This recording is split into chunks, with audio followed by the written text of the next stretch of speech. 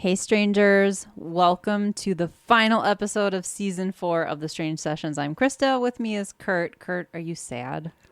I'm sad but optimistic.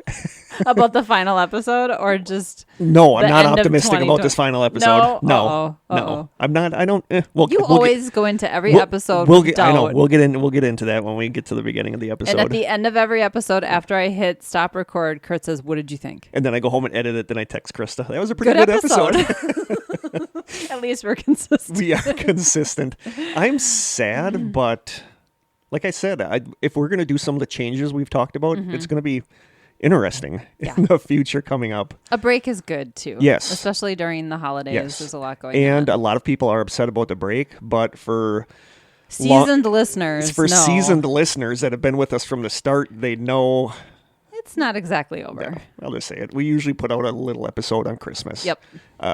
This year's is going to be a little different because we were going to do a topic and then I completely blanked on that. And then Krista messaged me one day and I was like, oh crap. So I think it's just going to be us chatting and kind of doing the year in review. Yeah. Like our episodes, what episodes we did this season and stuff like that. Our favorite moments and what's coming in season 5 that we're excited about. So it'll just be like a little Christmas chat episode, but then at least you can still hear us, I guess. Yeah, we have some gifts to open too, and we'll still do a taste test. And you'll get some of the same stuff we normally do. Some of the flavor. Yeah, literally. Literally. Should we welcome our new strangers? Yes. Okay.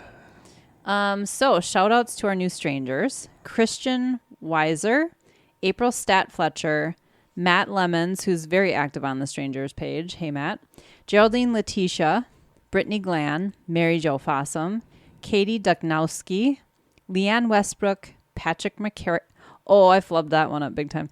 Patrick McCrae and Megan Scherer. I flub them up. Patrick. I flub them up on a bi-weekly basis, so don't feel bad if you flub them. Yeah. Welcome to the group, guys. I love, like, so many people have been writing like such nice things lately about what a nice family the group is, like the strangers. So and it is. It's just and amazing. That's a good point to make if you're a listener and you're not a stranger and you're kind of gonna go into withdrawals over the break. Come to the strangers on Facebook. Yeah. I'm telling you, even if you're anti-social media like I kind of am, it is such a great place to be. I think there's a lot of people that are members, but they only lurk, that they don't really post a lot. Yeah, that's okay too. I mean, lurkers are not always creepy. Exactly. Just when they're outside your house, then they're creepy. Yeah, that's creepy. Do we have any housekeeping? I wanted to talk about the mugs. Oh, yes. So 8 mugs have been shipped. I gave everyone the tracking numbers, so keep an eye on that. I'm also You're doing an awesome job with this. I have absolutely nothing to do with this part of the... It only took me like 4 months or whenever this started. So if you are in that first group on the Facebook page that requested a mug, I think there were like 20 of you exactly. Go to the Facebook page. We've posted our Venmo and our PayPal accounts. And if you're still in that group, in that first group, we're giving you first dibs. Although we still have 5 mugs that we need to make to have those orders fulfilled. But get on the Facebook page, send your payment through. I think I gave a list actually of who we have mugs ready to ship to. So check for your name there. If you're no longer interested, let us know so that the next person on the list doesn't have to wait as long, because we do now have a waiting list for mugs, and we are offering black and white mugs as well. I love that you guys want them. I just think that's so cool. I mean, why would anybody buy anything for us, from us? But I you don't guys know. do, so we love you. We love you for that. Yeah, we love it. So that's exciting. That is exciting. To get them out the door. I finally got the hang of the whole process. Yep. And this is Corey's? That's Corey's. It's already in a box. Sorry. It says fragile on it. Fragile. Okay. I'll end up dumping it in your driveway Italian. anyway. Yeah, for sure. Well, it's got bubble wrap and newspaper in there, so I'm hoping that even if you dropped it in the driveway, it'd be okay. Be okay. We'll find out. Awesome. Very cool. Yeah. I want to thank the people that sent me really sweet messages about me falling in the woods. Yeah, you guys are just so nice. They sent me some really, really sweet messages. And Krista can attest to the fact that I'm still limping. He is. But He's a gimper pants. I am a gimper pants, but I am walking a little bit better. But it's better. Last night it hurt so bad laying in bed. And I don't know what is causing that. Did you eat a lot of salt yesterday? I'm just saying. I eat a lot of salt every day. Yeah. Sometimes inflammation can cause stuff like that to... I probably did, because I had ramen noodles for breakfast. Did you at least put an egg on it? I'm just saying. No. No, it's just one of the styrofoam things, ramen noodles. For lunch, I went by Miranda's and we had chicken Alfredo calzones. Oh, yum. That sounds good. For dinner, Aaron, the one I go geocaching with, the one I fell with when I was in the woods, his wife, Nicole, came to town. And after Thanksgiving, they take like the leftovers, like some turkey, some stuffing, some gravy and stuff, and they put it in egg roll shells. Oh, that sounds and they're good. like turkey leftover egg rolls or Christmas or Thanksgiving leftover egg rolls.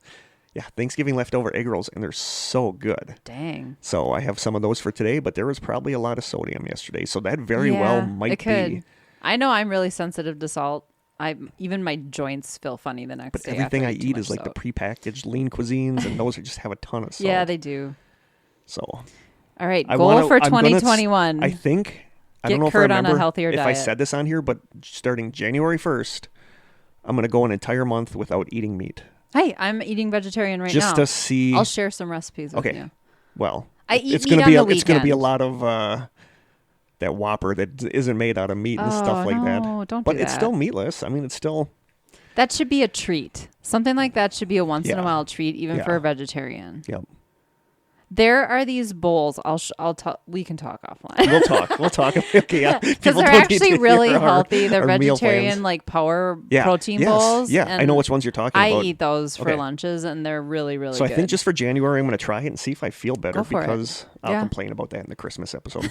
We got more complaining coming up in the Christmas episode. Yeah, we won't be short on the complaints. Anyway, do we have any other housekeeping? I don't. Well, probably, but you know how that goes. Okay, so we have to do tarot. We have a gift. We could do the tarot at the end if you'd rather do that. Test. Sure, that's up to you. Because you run this show. You're the driver of this bus. I am not. I'm that loud kid who sits in the back row. No, because our titillating 20 has been running long. We're only on 7 minutes right now, so. Okay. But we still got openings to do. We still have food to eat. Let's hold off on the tarot. Okay. Until if we have time, yeah, that's fine. Yeah. That's cool. Do you want to open this? It has my name on it, but it's for both of us. This is from Kayla. Kayla is the one, she's a coworker of mine. Thank you, Kayla. Yes, thank you, Kayla. She is the one who gave us the dill popcorn from the local popcorn place as a taste test. And this was a gift she had bought for us, but she couldn't find it. I love it. Isn't it cute? I did peek at it. Yes. It's a Bigfoot. It's Bigfoot and it says, don't stop believing. Don't stop believing, yeah. Yes. Of course, I'm thinking of the Journey song now. Yes. Thank you so much. Going right up on our board. Yeah. That's perfect for our board. Yay. Well, we have a lot of Bigfoot magnets, and I love it. We do. Thank you so much. She also, if I recall, we've had a conversation about this. She has a hobby of baking, but like really cool baking, like cupcakes and things like that. And she wants to bake us a cake for our 100th episode. Oh, that is so sweet. But she also wants it to double as a taste test. So she said she's already thinking of like interesting flavor combinations. Like mayonnaise? So. Mayonnaise cake. I mean, I'd try it. I would too. Chocolate and mayonnaise cake. I don't know. We had peanut butter mayonnaise sandwiches. They were delicious. Wow. Thank you so much for the offer. Yeah, so that was really sweet. And I still haven't met her. Oh, I know. That's why I asked you. I said, did you finally get to meet her this time? And she said no. I think I might have been gone when I was gone because it was on my desk when I came in the next day. No, thank you so much for the magnet. Yeah, thank you, Kayla. It is awesome. So cute. And I love the offer for the 100th episode yeah, cake. I thought that was so sweet. Thank you so much, Kayla. So that's coming up in season 5, I think. Yeah, I'll have to make sure I count them right this time. So it's not episode 99. Yeah, episode 102 or something. Okay, taste test. We have to get to the chocolate yet. Yes, we have some more chocolates. We are saving... We have a couple of things we're going to save for the Christmas episode. Yes, we have a couple things we are saving for the Christmas episode. We won't forget the jokes this time, I promise. So for anyone who... I know a couple people wanted to know what kind of chocolates these were. We didn't actually say that in the last episode. So the brand, ironically enough, is DeBrand. DeBrand. It's the Connoisseur Collection. So... Why am I struggling just to get this? And this is from my good friend Jen. So we have. And she said these aren't actually her favorites from there. She said she has ones that she likes even more. They're gonna be my favorite. But she said she got us these ones because there's some funky flavors in there to try. Salted cafe caramel. So rich, buttery salted caramel or caramel, whatever you say. I think she said that one is amazing. With swirls of robust coffee. And I think I said in the last episode that coffee and chocolate is one of my absolute favorite combinations. So there's 2 of those. So here's one for you. No pecans? They're really pretty too. Looks like I think I gushed over how pretty these were. Oh, jeez. In the last episode. It looks like floor tiling. I'm going to take it does. It has like this pretty gold brushing on it. I'm going to take a picture.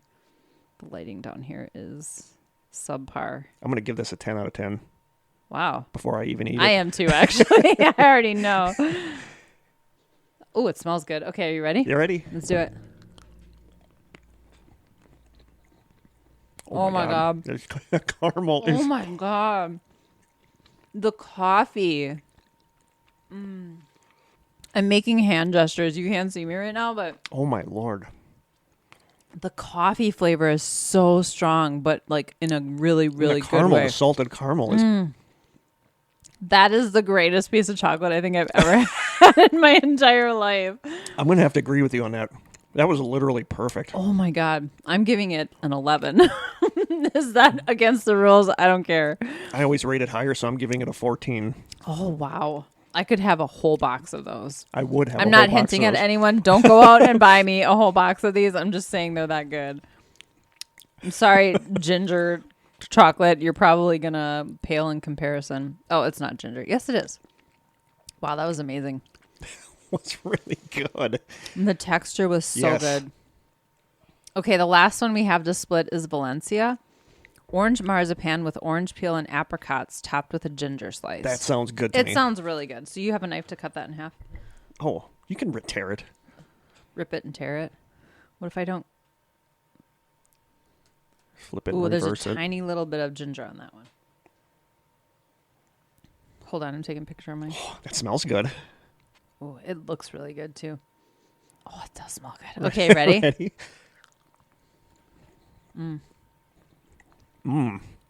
The ginger is so good.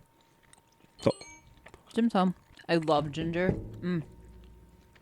Not as good as the chocolate it's up coffee there. caramel it's really one, good. but is really good. The mixture of the ginger and It's the actually orange. a really good palate cleanser. Yeah. Has a really The mixture bright of the flavor. ginger and the orange is really good. Yeah. Those were the best chocolates I've ever had in my If life. that came in tea form, I'd be all over it. Yeah. Sounds really good. I love the that's mixture of delicious. ginger and orange. Yeah. Oh my Lord. Dang. 10 out of 10. We should save this Yes. little card. Yeah, 10 out of 10 for that, for sure. Oh, all right. Wow. We're spoiled. We are. Can I just say we're spoiled? Anything else we have to open? Are we saving that? This is the one from Lauren. Should we? We're only on 13 minutes. Let's do it. Okay, we can open it. Oh, we can open it? As I hand it to her. We crap. Oh, look at that. I got to so take cute. a picture of that. That's cute. Thank you so much, Lauren, for this. And thank you, Jen, for the chocolates. That's cute. Yes, thank you, Jen. Oh my gosh. I'm doing pretty good without any kind of opening utensils. You're doing perfect, actually. Ooh, that's cute. Look at a little penguin on it. Oh, Wearing a sweater. That is so A cute. penguin in a Christmas sweater. You can't go wrong. Okay. Do you want to read the I little have no idea what this is. read the little card? Hold on. You read that and then I'll open this. I don't want to bust the penguin sticker. That's so cute. I love the effort that people put into this stuff. It I know. just We love you kills me. guys. Oh, that's a cute card. Kurt and Krista, Merry Christmas. Thanks for all you do. This isn't much, but I thought it would make a fun ornament or keychain or just to hang up in the studio for the holidays. From Lauren. How appropriate. Thank you so There's much, a tiny Lauren. little tree right behind Kurt. There is. Oh, it's taped shut, of course. Do you have your thingy? Your stabby tool? My stabby. Look at how cute this card is. I have to take a picture of that too. Thank you. Thanks for extracting the stabby part. It's a funky, that multi-tool has a funky, That's it's like a actually pretty cool. package, a dedicated package opener. Oh, I'll not hand it to you with the sharp side out. Thank you. Oh, okay. Oh, awesome. Little red bundles we're opening now. Aww. Aww. That's cute. Stay strange. Stay strange, Come and a little star that on. says TSS. This is so cute. So she had these made for us. I love this. That is adorable. Oh my gosh. Thank you so much, Lauren. These are adorable. I just can't believe people go out of their way to do this for us. I love this. That is adorable. I'm going to hang mine on the tree right behind you. Thank you so much, Lauren. This is happening right now. She is hanging it right now. Thank you so much, Lauren. This Yes, is amazing. Thank you. Oh my gosh. You guys are so awesome. I just can't even. You guys are going to make us cry. Yeah. Not on air or anything, but I'll edit it out. I'll stop making paper noises now. Okay, what's next? Thank you so much, Lauren. This is so cute. It is I adorable. love the TSS. Love it. Should we do the tarot? Do we have time? Let's do it. All right, I think let's we just have do it. time. Let's do it. We play pretty fast and loose with the rules here on the Strange Sessions. Sometimes we forget stuff. Like taste tests and jokes. Oh my gosh, I can't even get... Okay. Okay, what's the question? Be thinking about the question.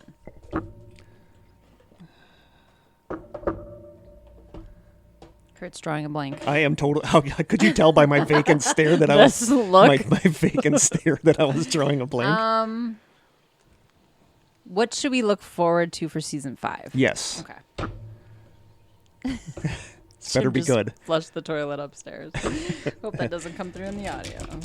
Flushing the toilet is pretty much how I would sum up this year. 2020. The year, not the season. I think we've had a really good season. We did have a pretty good season. I agree. We're like a fine wine.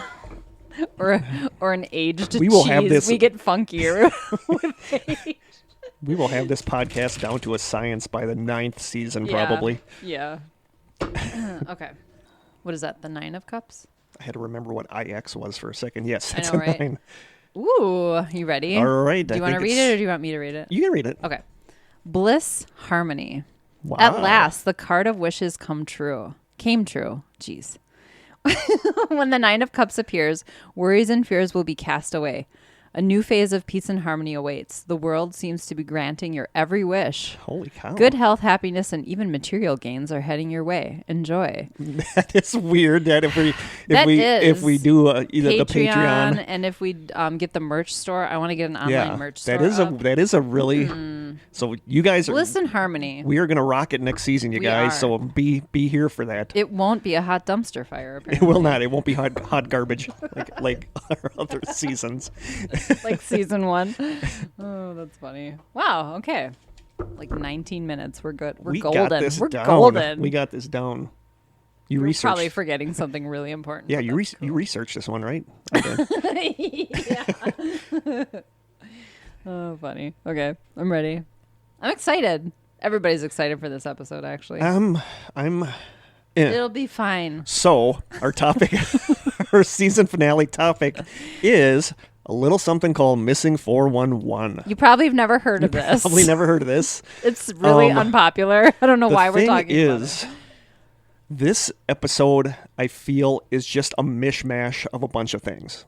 It's not as structured as the previous ones because I did not use any of the books that the lovely Stephanie sent to me because I want to use those now going on for the individual. The mini ones? My favorite mini Missing 411. Ooh. That's a funky name. Yeah, exactly. And again, Stephanie, thank you so much for those books. I've only read the first one. Okay. I'm trying to hold off until we actually start doing more of those episodes next season. But this is our last official big Missing 411 episode. So I just basically threw a bunch of stuff in here that I got online, and off online that I got off online. Anyway, where was I now? I just totally threw myself off. So yeah, I feel like this is just a mishmash of a bunch of things. That's okay. But do you want to do research for an episode next season? For Missing 411? Because one of David Paulides' books is called A Sobering Coincidence, and that is all about the drownings. Oh yeah, like the smiley face murders, and I know you're love that one. I know you're super into that. So if you want to do that episode, you can. I would love to, because I believe that book is all about like mysterious drownings, and it's tied in a lot with the smiley face killers. Okay. The supposed smiley face killers. Did you ever watch that? I did. I thought it was really good. It was good, but I don't know if I think there's anything to it. I feel like there is, okay. But that's why I wanted you to do that episode, because I know you love that topic. Well, and it's a local thing. I mean, we've had these cases in La Crosse along the Mississippi. Yep. So. But yeah, so this is kind of a mishmash of a bunch of missing 411 things that I've gathered. I'm down. I'm down with your missing 411. So before we get, most of you know what it is, but before we get into talking about what it is, the main guy involved with missing 411 is a man named David Politis. He is an ex-police officer. He is the one that writes all these books and stuff. Mm-hmm. So he is the missing 411 guy. Yep. He coined the term and came up with all of this. So in a MysteryWire.com transcript of what they say is an unaired George Knapp interview with David Politis, George Knapp says, quote, "There's a learning curve for it, though. You have to get over the hump to explain that it's not just people wandering off into the woods and getting lost. It goes beyond that." And Politis responds, "Absolutely. And when I talk about it, I explain that there's 15,000, 20,000 missing person cases throughout the world that I've looked at. And when you read a report, maybe nothing hits you right in the face as being unusual about it. But then when you look at 500, you look at 5,000, certain elements start to show themselves. And after those cases have been filtered through, you come up with a certain profile point. It's similar to what the FBI does with profiling a criminal case. We're profiling missing persons cases to find those common elements that are unusual that seem to fit the specific category we've refined." So then David Politis continues saying, quote, "So I filed the Freedom of Information Act request against the Park Service, National Park Police, asking them for numbers on the total number of disappearances in their parks, monuments, their names, and their locations. I get a call back from their attorney asking me why I wanted that information. Well, I knew at the time that cannot be used as a qualifier if the information is released or not. And I asked him that. He says, no, we're not. We're not interested in that. We just want to know why you want the information. I told him it's just research. He says, well, we don't have that information, but if you want it, it's going to cost you $1.4 million. We don't have it, but if you want it, this is because how much they would it have costs. to tabulate it, I guess. Okay. And I said, well, I'm a published author. I've published books. So there's a subset in the Freedom of Information Act that says I can get this information for free. He says, I'll get back to you. 6 weeks later, he calls back and says, well, your books aren't in enough public libraries to qualify. So he ended up getting stonewalled by the public libraries. Yeah, you have to have a certain number of books in public libraries to file a Freedom of Information Act, I guess. I don't know. That sounds made up. But basically the Park Service just stonewalled him and didn't do anything. So here is an example of a typical missing 411 case. An October 27th, 2017 article on strangeoutdoors.com website, which is awesome. I actually go there a lot for missing 411 stuff. The article says Carl Landers was a 69-year-old Californian who disappeared on Mount Shasta, north of Sacramento, California, during an attempt to climb to the summit on May 25th, 1999. He was accompanied by two friends, Milton Gaines, age 64, and Barry Gilmore, age 60, who he had met through a local running club. The article says, quote, Carl's colleagues and friends described him as an experienced climber, hiker, and distance runner in good shape. For 30 years, he had run every morning and even completed the Boston Marathon in 5 hours and 30 minutes. Yeah, better than I could do. In his later years, he had the ambition to climb the highest peaks in every county of California. In May 1998, a year before he disappeared, he climbed Mount Shasta, but didn't manage to reach the summit and vowed to return to reach the peak. A person in good physical condition can make the climb through Avalanche Gulch on Mount Shasta in 1 day with good weather and snow conditions. However, most climbers are successful in reaching the summit when they take 2 days. Most people like to go partway up and spend the night to accustom themselves to the elevation, usually at a place called the 50-50 Camp or Lake Helen. So they headed up the mountain that night. They camped at a location on the mountain called 50-50 Plateau that's just a little bit below Lake Helen. 50-50 is a popular camping spot covered in boulders where most climbers recuperate and wait for the right light and weather conditions before making their last push up to the summit. Carl was taking a drug called Diamox to combat the effects of altitude sickness. Thanks. Give me a wink. That was cute. He was also suffering from diarrhea and had to leave the tent several times during the night to relieve himself in the midst of a blowing gale. Oh. Ooh. Just under good conditions, having to do that in the woods would be awful. Having to do that at home in the good conditions is miserable. Right. I can't imagine doing that in a gale. And then think of how dehydrated you probably become in your... Yep. Wow. In the morning, he still complained of feeling unwell, and he left the 50-50 location without his friends to get a head start up towards Lake Helen as he was feeling cold. Hypothermia and dehydration is not a good combination on a mountain climb and can often lead to trouble. The lake, however, is only a short distance away, about 650 feet, around the side of the mountain from the campsite and at a slightly higher elevation. Carl was wearing 2 or 3 layers of clothing, including a rust-colored coat, ski pants, and boots. Milton and Barry saw Carl disappear around the curve in the mountain, and that was the last time that he was ever seen. That's so, common. Yeah. Yep. His friends packed up and subsequently left the camp around 30 minutes after Carl left. They left their kit at the camp as they intended to check out Lake Helen's weather and snow conditions and then come back and grab their stuff from 50-50 later. But after a short time, Barry returned to the tent, which was left at 50-50 because he wasn't feeling well. Any experienced hiker knows that it is not a good idea for a group to split up, and at this point, all 3 of the climbers were separated from each other. Milt, therefore, got to Lake Helen on his own, and he asked a ranger there if he had seen anyone passing through on the way up the mountain. The ranger replied that he'd only seen one person, so Milt tried to catch up, but he discovered that the person was moving way too fast to be Carl and was wearing the wrong clothing, so he turned back and asked the ranger again, but the ranger said that was the only person he saw. So Milt headed back to 50-50 to try to meet up with Barry again, hoping Carl would be there. This was around 5 p.m. The Siskiyou County Sheriff's Department started searching the area the next morning, May 26th, after Carl was reported missing, and they searched on a grid pattern basis using the National Guard Air Ambulance helicopter and a County Highway Patrol helicopter equipped with an infrared sensing device. So they weren't fooling around. I mean, They were looking. Yeah. A ground search was subsequently conducted on skis, horse, and foot by the U.S. Forest Rangers and the Shasta Mountain Guides. They were joined by volunteers from Marin and San Mateo counties, along with others from Southern Oregon, Sutter, Placer, and Humboldt counties. Several members of the Orinda Roadrunners, the club that Carl belonged to, also joined the search on Thursday, May 26th. So there's a lot of people looking for him. Right. A lot of people. The helicopter pilot took professional climbers to the summit, and they descended the mountain using separate routes at different points on the compass. Jeez.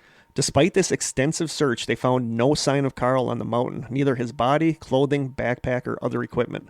There were no footprints in the snow and nothing to suggest that he was ever in the area of Mount Shasta. When Carl's wife was informed that he was missing on May 26th, she said that she had a strange feeling when Carl left for the trip that something was wrong and that he was in trouble. The search and rescue effort was headed by a man named Grizz Adams, a veteran of... He sounds like a search and rescue guy, Grizz he just Adams. Does. Yeah, this is what he does in his spare time. A veteran of over 400 search and rescue operations, so he knows what he's doing. During an interview with David Paulides, he said, quote, "In 35 years, I've never had this happen to me. We were all over that mountain. He was not on the mountain. We brought canines in. They didn't pick him up. We flew around it. We dropped guys at the summit. They came down all sides. They couldn't find him. They talked to people who were up on the mountain. They didn't see him. There's snow around the path where he was, and nobody went outside that path."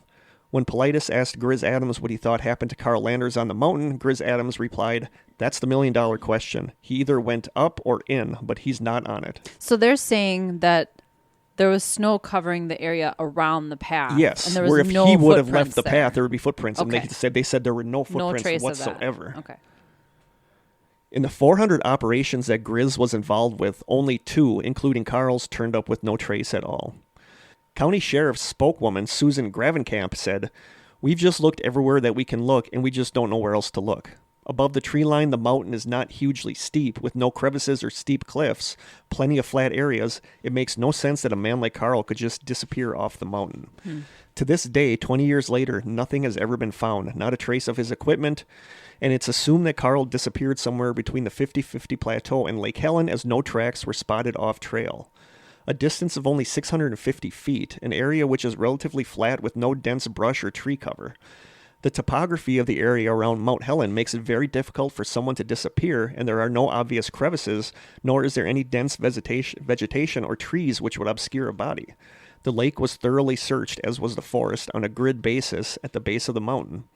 Even after cadaver sniffing and human scent dogs were used, they detected nothing. There was nowhere for Carl to hide, and locals familiar with the mountain were totally stumped and baffled. What's more, this was no desolate spot. There were 50 to 100 people around Lake Helen at the time of the disappearance, and no one saw Carl. The only evidence he was there at all was his abandoned backpack at 50-50. Milt said there was more than a 50% chance that something really strange happened. It really is an X-Files type story. If Carl succumbed to hypothermia, he would leave behind boots or clothing, yet nothing has been discovered in 20 years. If he was delirious from the medication, he wouldn't get very far in that area where he was walking. Although there are black bears and coyotes, they usually only appear at lower elevations. The residents of Mount Shasta City said, quote, "It was like the mountain opened up and swallowed him." Even if it were an animal, you'd find remains at some point. Exactly. And that's why this one is like a typical missing 411 where it's just like, what happened? Like, how did this guy just vanish? How frustrating for his family. Oh, I know. To have no leads to go off of. I know. So that basically, in a nutshell, is missing 411. People that go disappearing in national parks in like with unusual circumstances. Often with a lot of people around. Yeah. Like they turned around and the person was gone and they never saw him Sometimes again. they'll be walking at the back of the line with the group of people and they turn around and the person's gone. Or they like see him go around a bend up ahead and they never see them again. I like the weird circumstances around like boots being found and stuff like that. Before we go farther, I wanted to say earlier, most of my notes are like 9 pages. And remember, I texted you the other day saying, have some stuff because I don't know if mine is long enough. Yeah, you have way more than 9 pages. 18 pages. So I don't know where. I don't know. It's weird. What happened, Kurt? I don't know. Is this like a missing 411 situation? Yes, it is. It's like you have some lost time or something? I always have lost time. Showed up so with these extra are pages. these are some missing 411 definitions and commonalities. Number 1, people from all ends of the spectrum become missing 411 cases, from toddlers to senior citizens, from novices to soldiers and survival experts, from developmentally disabled people to scientists with genius IQs, from disabled people to people being in top physical shape. Anyone can become a missing 411 case.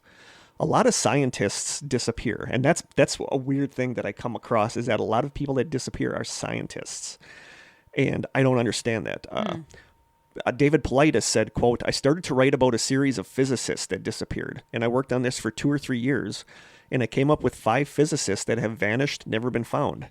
And surprisingly, every one of them was German. I could not find another type of physicist that has vanished and wasn't German. And the surprising thing, they were German physicists all visiting the U.S. that disappeared. That's weird. That's sketchy. That's like we're nabbing them and keeping them and using them for their knowledge. Yeah. It's been done. You know, if you look at Operation Paperclip, I mean, that's basically what that was. Number 2, a lot of times there are a string of puzzling whys that come with the case. Why did this person leave their camp? Why did this person go this route instead of this route, etc.? And I know you guys know most of these, but we're just going to cover them again. Yeah, just in case you're new. Yeah. And you haven't heard of missing 411. Number 3, a lot of times right after a person goes missing and a search team is being organized, a storm will come in that will hamper the search, even times when no storm has been predicted. Number 4, if the person is found alive, a lot of times there seems to be memory loss about what happened while they were gone, or there might be bizarre stories. We've talked about a couple of these in the past, like the boy that said he survived because a wolf was feeding him berries out of his paw. Yes, yeah. Or the boy that said he was in a cave with his grandma who was actually a robot, which is so weird. Strange. In January of 2019, 3-year-old Casey Hathaway disappeared from his backyard of his North Carolina home. A search was made of the woods surrounding the area, but no traces of the boy were found. Tracking dogs were used. Helicopters with night vision were used. No, nothing was found. There were no traces found. 3 days later, searchers heard the child calling for his mom and found him about a quarter mile from his home in a patch of vines and thorns. After getting to the hospital, Casey told them that he had a bear friend with him in the woods that took care of him that night, which is bizarre. This was recent, right? What year did you say? This was 2019. Okay, yeah. This was all over the news. Yeah. So you get those kind of stories that are weird. And I like to think it was people, Bigfoot. Like, I remember we talked about that one where that girl hid in the bushes because she said she could see people all But they couldn't see her. Yeah. And just weird stuff. Yeah. Number 5, seriously though, it's got to be Bigfoot. Like Bigfoot took this little guy under his wing. I don't know. I have one theory that I like, but I will get to that. We're going to get to that. We're going to get to that Okay. at the end. Couldn't go an episode without hurting you. Number 5, a lot of times the missing people are found in areas that seem difficult, if not impossible, to get to, both physically, like high up on narrow mountain cliffs, or time-wise, like children being found miles and miles away from where they vanished in a short amount of time that would not allow for them to make it that far. And sometimes there are unusual things if they're found on a rocky or muddy terrain, like their shoes or socks don't seem to have any signs of dirt or mud on them, which is weird. If you're laying in a muddy field and you have no mud, like you were dropped there. It's like you were just dropped there. Number 6, there seems to be a lot of issues with clothing. Protective clothing is missing during cold and frigid months, like jackets or shirts. They're usually removed or discarded for some reason, and missing children who have not yet learned how to dress themselves are sometimes found with their clothes on backwards or in an unusual manner. Shoes go missing a lot, either just one or both, and are never found or are found in bizarre locations. Number 7, I'm taking this one word for word from the Missing 411 subreddit, written by user XOFiatC. Quote, the missing are sometimes found in an area that's been searched by search and rescue teams numerous times over a period of days, usually a week or longer. Sometimes they're even found on the trail that's used to access the area they're searching. It's almost as if they were placed there intentionally in order to be surely found by search and rescue. Search and rescue teams are meticulous about their searches and would not miss something like this. Right. Totally. Yeah. Number 8, a high number of missing 411 cases happen at or near areas with occult-sounding names like Devil's Ridge or Diablo Lake. I've never heard that. Yeah, we've talked about that in the past. Have we? Yeah, like Devil's Lake in Wisconsin would be a place. Oh yeah, we've just had a weird thing happen there. Yeah, like something like a devilish-sounding name. Like a lot of these places that people disappear have this kind of name. Number 8, search and rescue dogs seem to have trouble with missing 411 cases, following a scent for a little bit and then stopping, like the person completely vanished, or not being able to get a scent when they should be able to get one. And sometimes where there are visible tracks to follow, the tracks just stop, again, like the person vanished into thin air. Number 10, Boulder Field seemed to be a thing. In that interview, Politis says, quote, it's strange how that came up, but there's been many times over the years that people have talked about, quote, I was in a boulder field and something happened. Or somebody disappeared in a boulder field. In one of my books, I wrote a story about the road department in Iceland. And in Iceland, they will not blow up a boulder to put a road through a specific spot. They'll put the road around the boulder because they believe that people or spirits live inside the boulder. And that's interesting because people that I've written about have heard things come out of boulder fields, have seen things come out of boulder fields, have disappeared inside boulder fields. It's very weird. It is strange. Yeah. So yeah, those are some of the typical things you find in a missing 411 disappearance. There's a couple more. I found a February 8th, 2016 article on the Cryptid Antiquarian website called, quote, what is taking these people? Says, quote, it has never really been seen. In the instances where it has possibly been seen, it's been described as a dark humanoid type shape, or it's blurry or fuzzy. It preys on people that are alone. Sometimes it seems to lead people away or off paths, luring them like a fishing line. It seems to have a connection to weather. It can possibly bring on or control storms. There have been several instances of phone calls from the missing in which all that can be heard is rushing wind. That's creepy.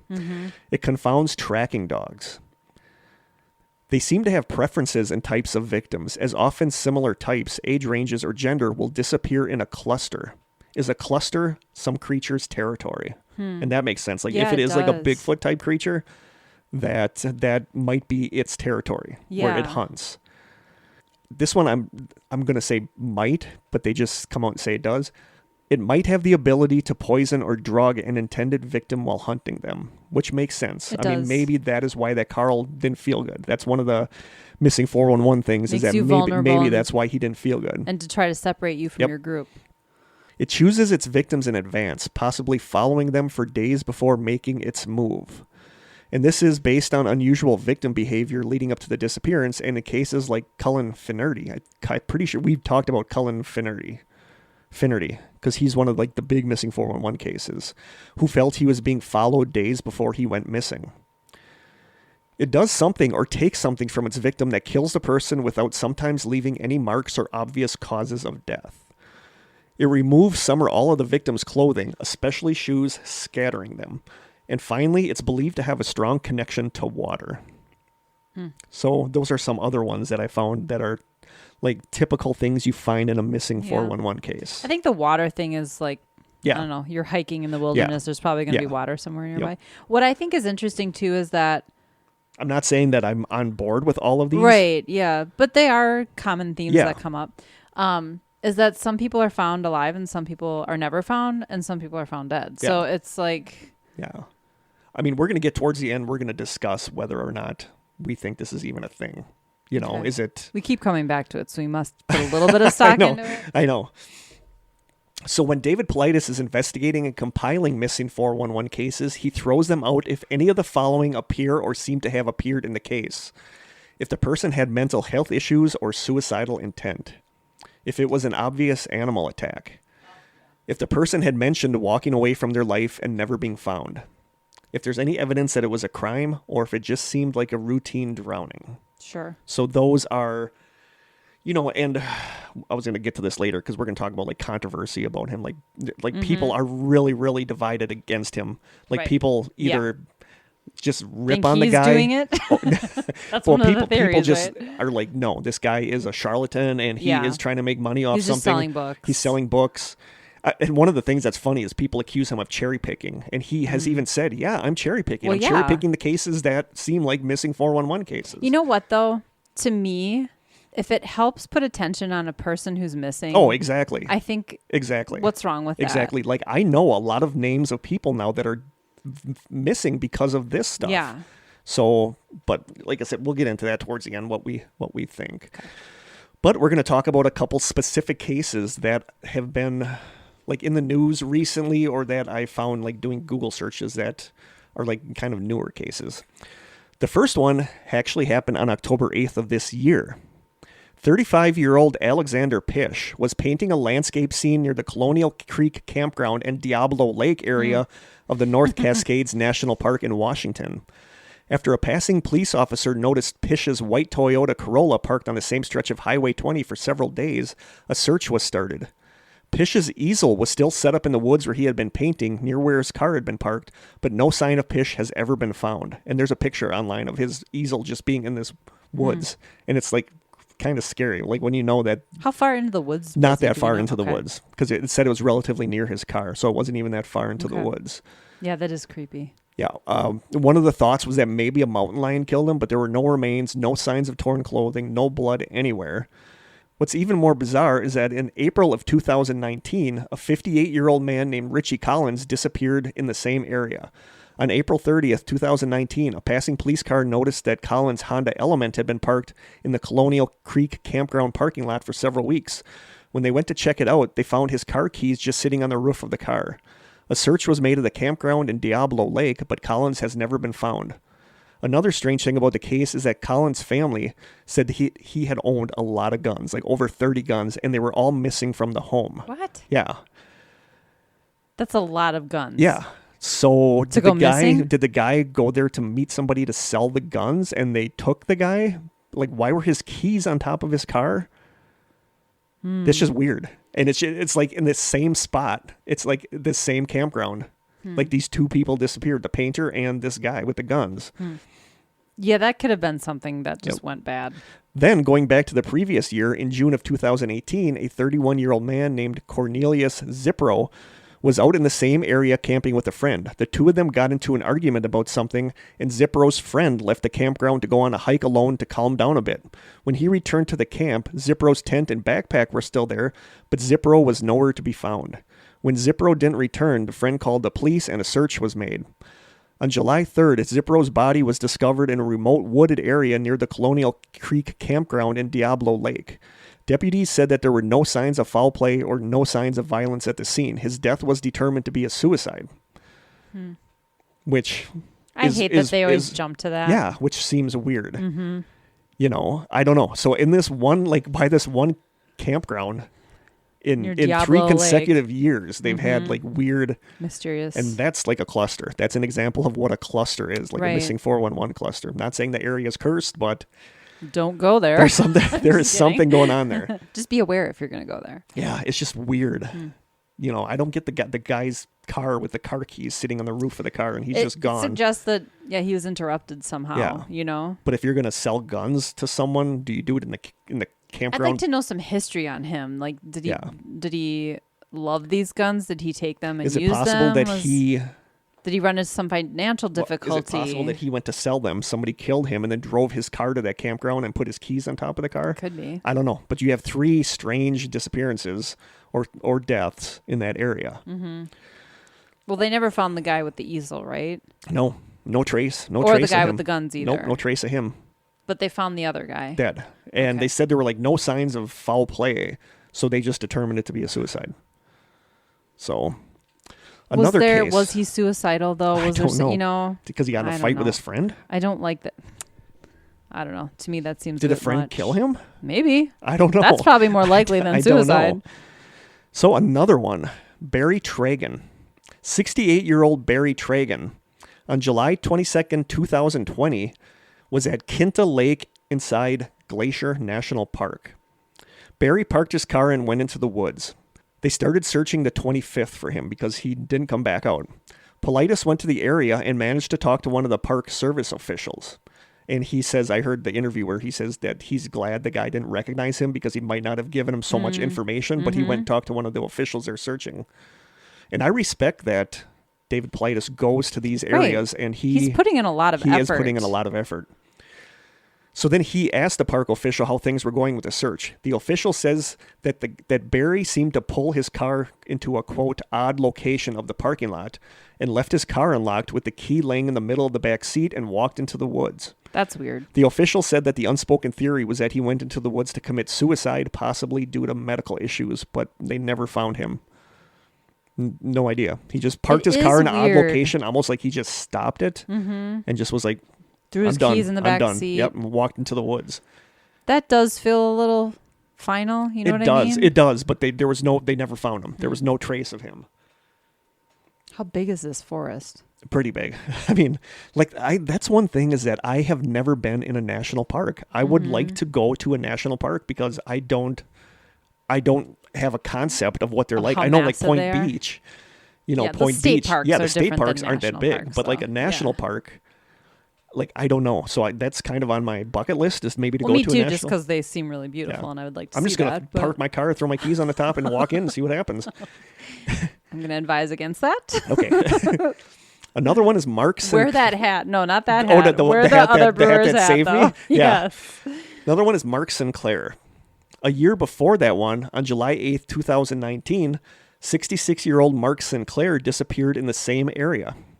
He was observed that afternoon by Logan Pass Visitor Center staff as he left his unlocked vehicle keys and his dog in the Logan Pass parking lot and headed towards the Highline Trail. It said that 2 visitors called the tip line and reported seeing him up on the Highline Trail in the early evening of July 8th. Helicopters, cameras, infrared flights, and drones were used to search areas difficult or impossible for ground crews to search. Searchers had difficulty due to high winds, heavy rain, and hail that came in. No trace of Sinclair has ever been found. The week after he disappeared, the Highline Trail was closed due to the fact that a grizzly bear had been seen in that area and it would charge at hikers that got too close. But people said there would still be some trace of him. If he was up on that trail. So some of the people suspected he killed himself, but are you going to leave your dog in the car to go kill yourself? I mean, that's a horrible thing to do. Is the dog okay? I'm assuming so. I don't know because it just said they found his dog in the car. Okay. So probably we're just gonna, stressed out and thirsty, but he's fine. He's fine. He's fine. Totally fine. I'm sure he's fine. Yeah, he's fine. So, but that's like in the same area. Just weird. Yeah. And there's some people that would say it's not weird. Guy just wanted to go for a quick hike, got lost, something attacked him. Why would you take your dog though? I don't know. Dogs like to hike. I know. I don't know. I don't know. It was almost like he was intending to come back right away. Maybe he just had to pee. I don't know. It's possible. That would be my luck. I'd be a missing 411 case just because I went to pee in the woods. I mean, that'd be a reason you'd leave your dog in the car because you were coming right back. Yeah, but they saw him. These 2 people that called saw him like up on the trail, like high on the trail. And if he was lost, you would have assumed he would have told these people. Right. So I don't know. Leaving your dog in the car is weird. Yeah. I mean, these are just bizarre. So now we get to October 2nd, 2018. 76-year-old Connie Johnson was last seen at the Big Rock Base Camp in Idaho County, Idaho, 14 miles from the town of Powell, Idaho. This is taken directly from her page on the Charlie Project website, which is a website dedicated to missing people. The article said, quote, Johnson worked as a camp cook for Ritchie Outfitters, which organizes hunting trips in the Montana and Idaho wilderness. The place she disappeared from is only accessible on foot or by horseback. She had previously worked as a wilderness ranger for the U.S. Forest Service, and all of her friends stated that she had great survival skills and 25 years of wilderness experience. She was last seen when the hunters left the camp that day. The next day, October 3rd, the hunters had radio contact with Johnson, but were unable to understand what she was saying. She has never been heard from again. When the hunters returned to the campsite on October 5th... Wait, when did they have radio contact from her? October 3rd. The day after they left. And they couldn't understand her. No, they couldn't understand what she said, which is... They were just like, that's cool. She's good. We'll go 2 days later. And... That's what it sounds like. So they returned on October 5th. Johnson and her border collie named Ace were both gone. She had left her jacket behind on a table laying on top of her gun. The search for Johnson was called off on October 16th. 3 weeks later, Ace was found wandering alone at the Moose Creek Ranger Station about 15 miles from the campsite Johnson disappeared from. Although underweight, the dog was in good health. Okay. According to a 2018 article on the Idaho Channel 2 News website, a friend of Johnson said, quote, "You know what everyone is dealing with this, because like you said, this isn't like it's some pilgrim's first rodeo. This is a woman who spent literally the last 25 years of her life, most of them on foot in the wilderness alone, doing her wilderness range work. If there's anybody that has a skill set that positions them to beat this, it's Connie." And she's just gone. You know, granted, she's older, 76, but like age doesn't matter. What I tried to find, like what I wonder is when she tried contacting them, was it like a frantic, like something's wrong, or was it just like, hey, how are you guys doing? Like like a commonplace one. You would think if she contacted them via radio. Yeah, but they couldn't understand I'm her, assuming that she didn't sound frantic because they didn't go back to check on her. Or they were just sort of negligent. If something happened, situation. Her gun, why did she leave her gun in camp? Her gun and her jacket. I immediately started thinking, did her dog take off and she went after her dog? Dogs do stuff like that. Oh, yeah, possibly. I mean, that's... yeah. Should we talk about Lucy running out into the road? Lucy did that last week, or last episode. But, yeah, I mean, it's very possible. But it's still... I don't know. Like, would her dog leave her? Be 15 miles away? That's weird. The dog was found 15 miles away from her camp? It says 3 weeks later, Ace was found about 15 miles away from the campsite she disappeared from. That's a long way for that dog to have wandered. 3 weeks later? 2 weeks later? 3 weeks.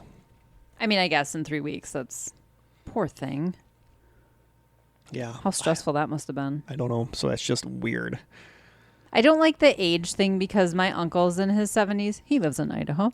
And he is very active. Oh, that's the thing. That I'm. He's got the physical health of probably a 40-something. But that's where I was saying, like, she's 76, so people are going to say, oh, she's just old and wandered away. She's probably in better shape than I am, Right. She's better equipped to handle that stuff than I am.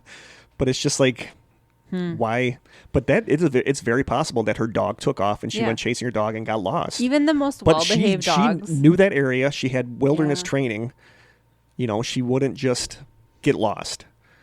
I just think even the most well-behaved dogs, squirrel, they all have squirrel moments. They all catch the scent of something. Yes. And if you're like me, you'd be like 100% focused on going after your dog. I'd leave everything behind to follow Lucy into the wilderness because I'd be so worried about her. But you would think she would know enough wilderness stuff to find her way back. Right. So I don't know. Although the dog was found 15 miles away. Yep. All right. So this next one isn't really a missing 411 case, I don't think, but it happened in the same area that Connie disappeared. And I think this is bizarre. And this one I remember seeing on the news actually when this happened.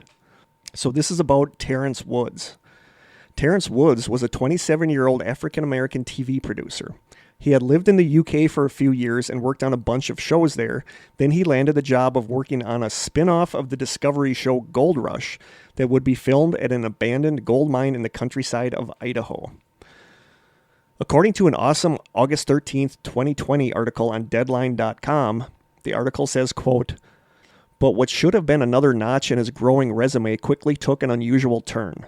On October 5th, 2018, the morning of Wood's disappearance, he texted his father to let him know he was cutting short his time on the shoot by a number of weeks.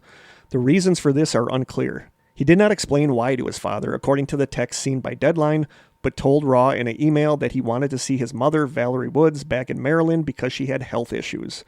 This was despite Valerie informing her son before he went missing that she did not require surgery as it was originally thought.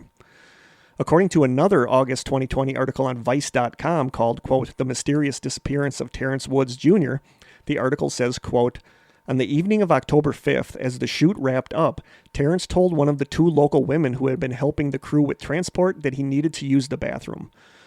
Moments after Terrence had spoken to the woman, associate producer Simon G.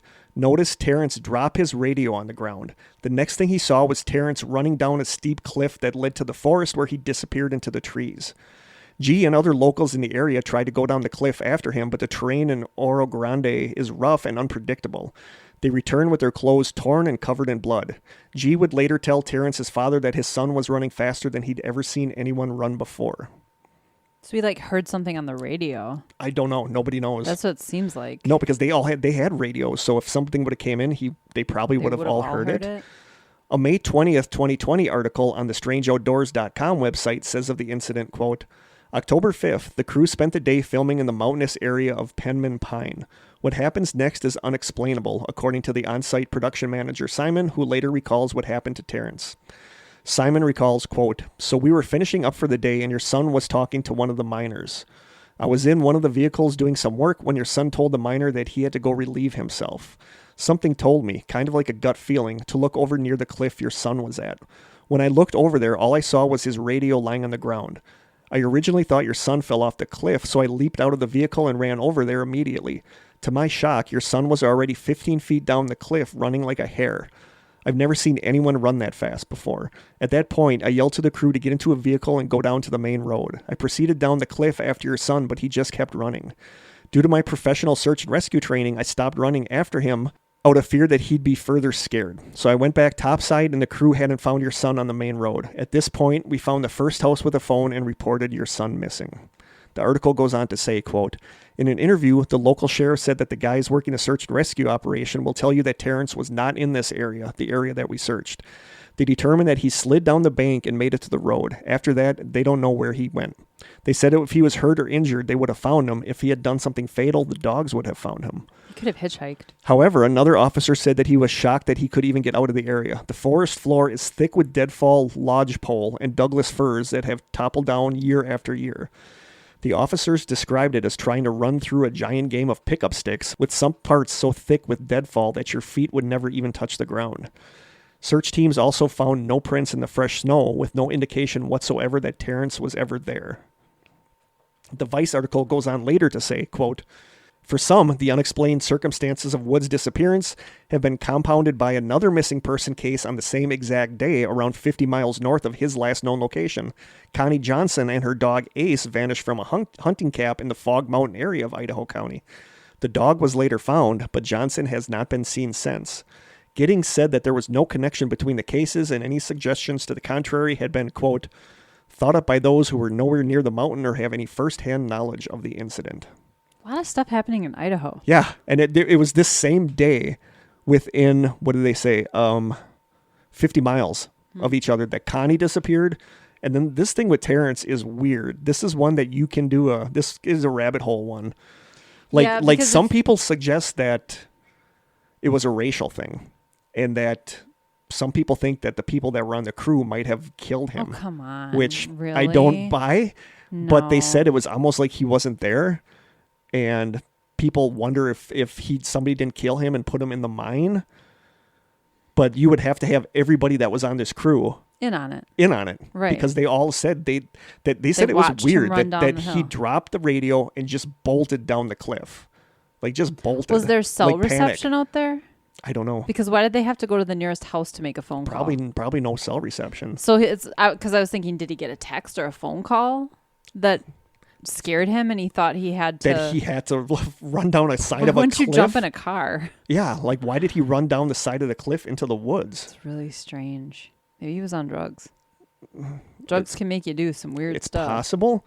People said that he was very dealing with anxiety stuff.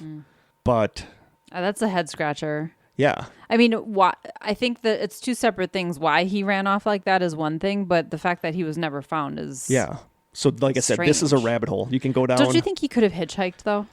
If there was a road down below? It sounds like they got down to that road pretty long quickly. Before he would have been able to get quickly down there? after him. Like, he wouldn't have been able to just, unless he carjacked somebody, but nobody reported that. It's just weird. It just, according to their story, he just ran down this cliff covered in thorns and briars and strange. Went into this woods. And that was the last that anybody has seen of him. And like, what happened to make him just drop his radio and bolt? And within 50 miles of the same day when Connie disappeared. Well, didn't he just tell somebody? Somebody says that he said he was going to go relieve himself. Yeah. Yeah. So he must have had to go really bad. Yeah. Maybe he had a case of the diarrhea as well. I don't know. That could explain the running. I'm sure it's a coincidence that it was the same exact day that Connie I'm sure that's disappeared. But were 50 miles of each other? It's weird that this happened on the same day. But like I said, this one, if you want to look into this, Terrence Woods. I feel like I need to tell my uncle to be careful. He spends a lot of time in the wilderness. So yeah, that's Terrence Woods, if you want to look that up. Okay. Just weird. It's ironic that his last name is Woods. Yeah. Like, I don't know what to make of that. Another one. I think what's crazy about these cases too is that, a lot of missing people, it's like, last time I saw them was Friday at work, or last time I saw them was when I visited them at their house. And then there's like some time in between where nobody knows exactly what happened. But also, how many these cases are like, I was just looking at him and then he was gone. Yep. But how many of these two, the last person to see them, who's to say they didn't kill them? Right, no kidding. That happens quite a bit. A lot of times it's a group of people, though. Yeah, and some people believe that's what happened here, that this crew killed him. I'm just not going to buy that. No. A whole crew of terrible people, murderous people. Also, not all missing 411 style cases happen in parks. The bizarre case of Zygmunt Adamski is very reminiscent of missing 411. Zygmunt was a 56-year-old miner who lived in Tingley, England. Tingley. I had a Tingley, England once. Lived in Tingley, England. In June of 1980, Zygmunt left home to go do some shopping and never returned. 5 days later, his body was found 20 miles away, lying on top of a coal pile. He was still wearing his suit, but his shirt was missing, along with his wallet and his watch. The back of his head, neck, and shoulders were covered in strange burn marks that had some kind of ointment on them. Forensic scientists studied the ointment-like substance, but could not identify it. What? The coroner determined that the cause of death was most likely a heart attack, but even though he had been missing for 5 days, Zygmunt only had 1 day's worth of beard growth. So that's just weird. Like, this guy went out shopping, never came back. 5 days later, they found him lying dead on top of a coal pile 20 miles away. With ointment. Wearing a suit, but his shirt is gone, and his wallet and keys are gone. His back, shoulders, and neck are covered in strange burn marks, and it has some kind of weird ointment on it, and they cannot identify the compounds that make up this ointment. This is clearly a alien UFO. abduction. I mean, that's what everybody says, is that it's like an alien abduction. But, it's just weird. I don't think that's a missing 411. The ointment throws me. Yeah, I had to throw that in there because when I was researching it, I found that, and I'm like, this is just bizarre. Because I could explain the rest of it as like some robbery gone and like bad. They did like extensive. They took time to like put ointment on his back. Yeah, extensive. So weird. Extensive research on the ointment, and they can't identify the compounds in it. They have no idea what it is. It's really weird. And they said he just died of a heart attack, but his beard growth, he's been missing 5 days, but his beard growth showed only 1 day. So was he killed on the first day? No, because his beard, he was alive up until the day before that, because his beard only grew 1 day's worth. So was he shaving? Like, did they shave him? I don't know. I don't know. This one is just weird. That's weird. So I just wanted to... It feels very missing 411. It does. Like turning up dead in a bizarre situation, missing your shirt, but you still have your suit on. The ointment, man. Yeah. It's the ointment. The ointment. I don't understand. So I don't know. Don't know. Another one. On July 4th, 2012, 66-year-old Michael Lemaitre of Anchorage took part in the annual Mount Marathon race. The 3.5-mile race is one of the most watched events in Alaska, with spectators lining the race route that starts at nearly sea level and gradually gains altitude up a mountain all the way to Race Point, which is visible high above the city, before turning back downhill back to the start. According to a July 20th, 2014 article in the Anchorage Daily News, quote, "The crowd cheered when Matt Novakovich won the 3.5-mile race in less than 45 minutes. As Novakovich crossed the finish line, Lemaitre, I don't know how to pronounce that, so I am just going to say Michael. As Novakovich crossed the finish line, Michael, a fitness buff and grandfather of 2, was still making his way up the mountain.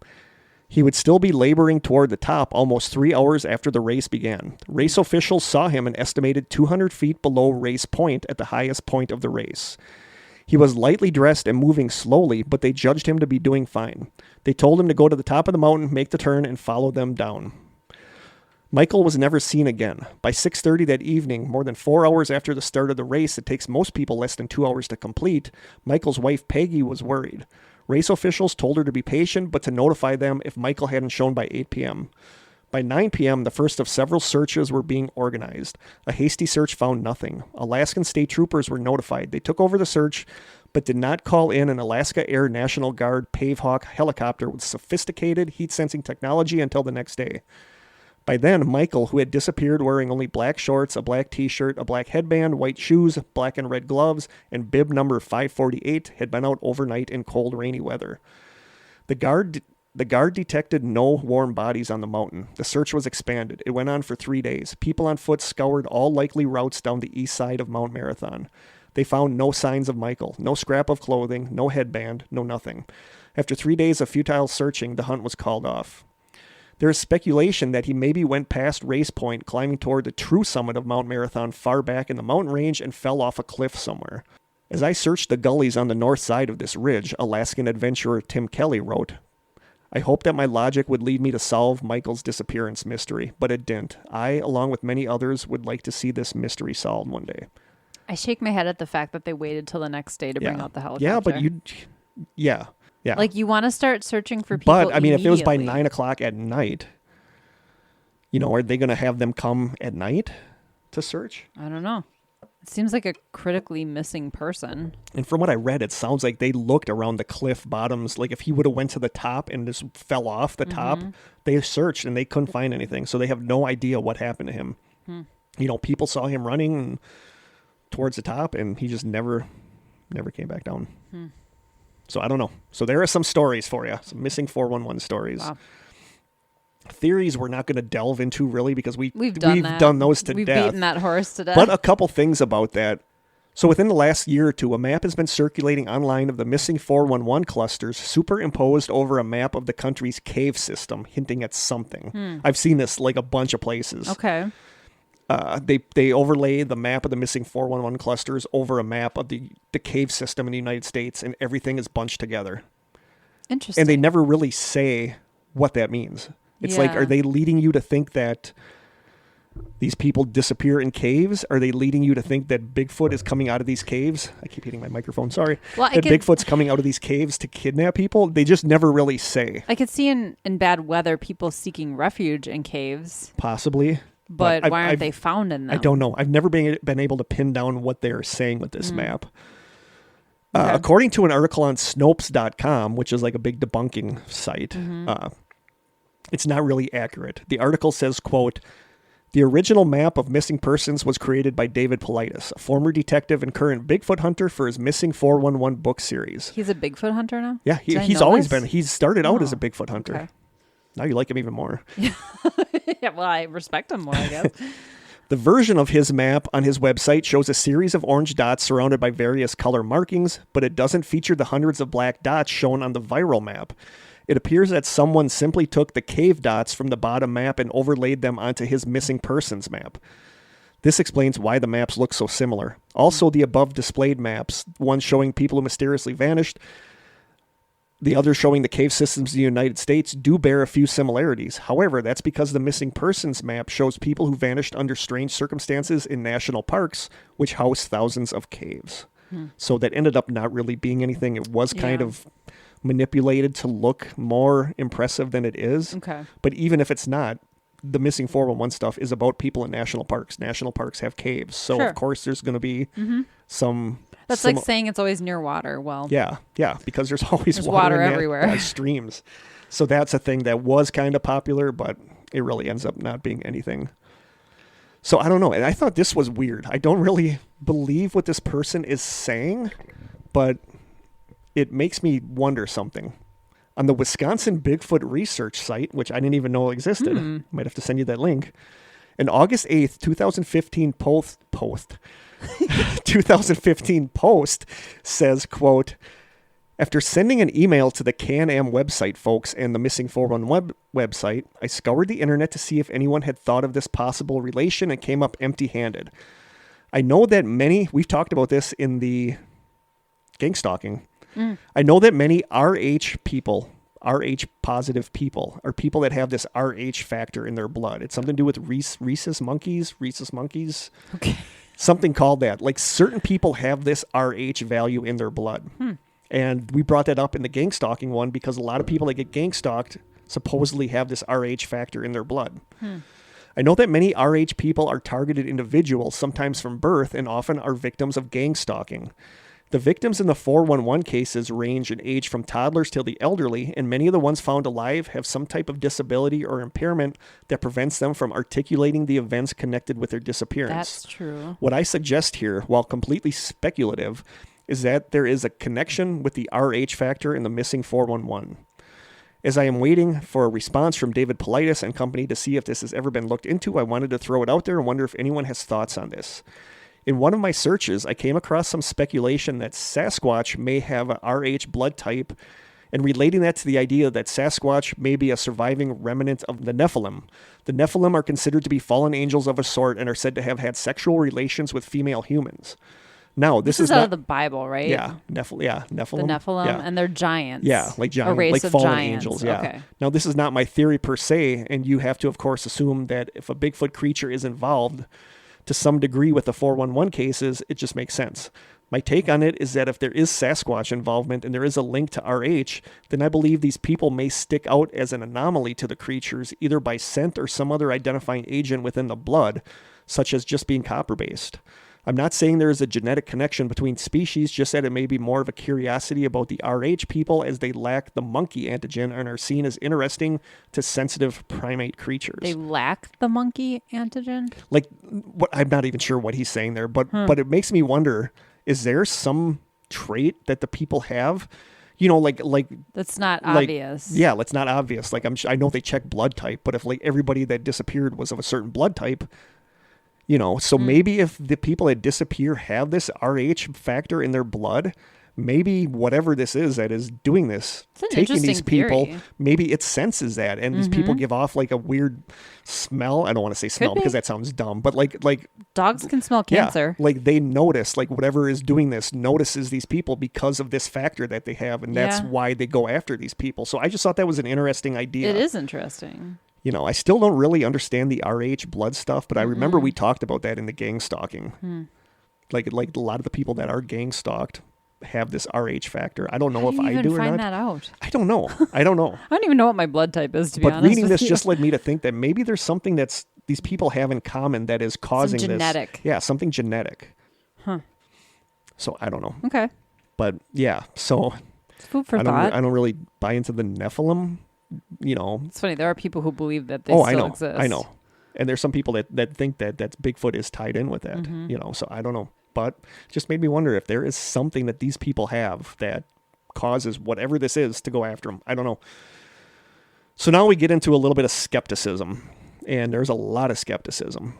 Reddit user Brick City Comics says, quote, please do not kid yourself into thinking that this is anything more than a business first and foremost for Mr. Politis. He writes these books to make money. This is his job. I'm not going to sit here and bash the author since anyone who can call attention to missing persons anywhere in the world is doing more for these people than most of us commenting. And that's exactly what you said earlier. Yep. Like if it helps find one person, exactly, then it's worth it. Then it's worth it. So the user goes on to say, my introduction to Mr. Politis' books came from the Mysterious Universe podcast, which has been a favorite weekly show of mine for the past few years, and it is awesome. Good. It is really good. Heck, Mysterious Universe is such a great show that I've been mulling over joining their premium service for all of the additional content. Maybe Strange Sessions too, when we get that going. Maybe look into that. But the $9 per month price is just a little too high for me, considering I bash HBO all the time for charging $15 a month. Here are my problems with David Paulides, his business practices, and Missing 411. The man himself. For a former police officer whose job it is to collect evidence and build a case, I find it obnoxious that he goes out of his way to not present a true hypothesis about his cases. And that's the thing, is that he does not say what he thinks. Right. And I think that's a good thing, because once you say what you think is causing this, you're lumped into a Bigfoot person or a UFO person or a dimensional creature. Like, you're going to look ridiculous to a certain amount, to a certain percentage of people, if you I agree with that. Specify what you think is causing these cases. I think it also lends to the idea of a really good police officer or detective should not pick a theory and then look for evidence that supports that theory. Yep. They should just look at the evidence and where that takes them. So I think that lends to that methodology. I agree. Paulides batches all of his books together from the Great Lakes to national parks and English canals into one grand conspiracy, yet refuses to publish a conclusion. Why? Because he does not want to be proven wrong, and he wants to write or sell more books by simply reprinting missing person case histories from the past 100 years. If he really felt like there was some nefarious plot going on, he would expose it and accept his greetings as a hero. His interest is in writing and selling more books, nothing more. Don't know if I buy that. Like, I don't know. I mean, I'll read more stuff. I just feel like if there was was something to be found, it would have been found. He's looking for the answers. That's what people say, is that if he really is a charlatan, like everybody says he is, he would have been proven one by people, but he kind of hasn't. Next one, his business practices. I like the Missing 411 books and own 4 of them from his website that I purchased for $25 each. Thank you again, Stephanie, for buying me these. Anything up to $30 I think is fair for a new book. But in 2017, it's beyond greedy to only make your books available in printed form and then limit the international distribution by keeping that market to himself while grossly overcharging on international shipping rates. Hey, having a printed-only book can be kind of cool, like when a modern band issues a vinyl record. However, in this case, it's greedy not because he simply does not want an electronic copy of his book, but because it seems he would rather make a 50 to 100% profit on shipping charges per book than selling more digital copies. And there's a lot of people that bash him for he does not want digital copies because they're going to get pirated. Mm-hmm. It's so easy. It's so easy to pirate a digital copy. Considering the amount of time and effort and work that he puts into these books, I can understand that. I can too. And I would much rather have a physical book than a digital copy. So, I don't think that this is him being, like he's the first one. Every podcast. Shipping is expensive. We're learning that with the mugs we are learning that with the mugs. But, what was that? Where was I going now? Like he is the first one to say, don't buy his books off Amazon because they're charging you like $75 for one of his books. Mm-hmm. That people say, of course he says that because he wants you to buy it off his website. So you pay him directly. Like he wants to be the person. Someone had to buy his book to sell it on Amazon. Exactly. But he wants to be the person that makes money on the books. Well, and I wrote them. Exactly. I'm okay with that. I'm okay with there not being digital copies. Yeah. The next one he says is Missing 411 itself. The missing person rates in the United States are no different or more significant than any other country in the world. The shape and size of the missing 411 clusters are never the same, nor do they follow any formula for area. The shape and size of the clusters are cherry-picked by David Paulides himself to suit his needs. Of course, the major flaw will be that the author picks and chooses what cases he wants out of the thousands and thousands of missing cases over the past 100 years. It's very easy to apply a filter to 100 years of missing persons data and find similar details that you want. If you took any of his clusters and published all the cases in that cluster area over a specific amount of time, for example, 10 years, the case details would not be so similar. But I don't get that because he is picking the cases that reflect missing 411. That's the whole point. Exactly. Like, I just don't understand that argument.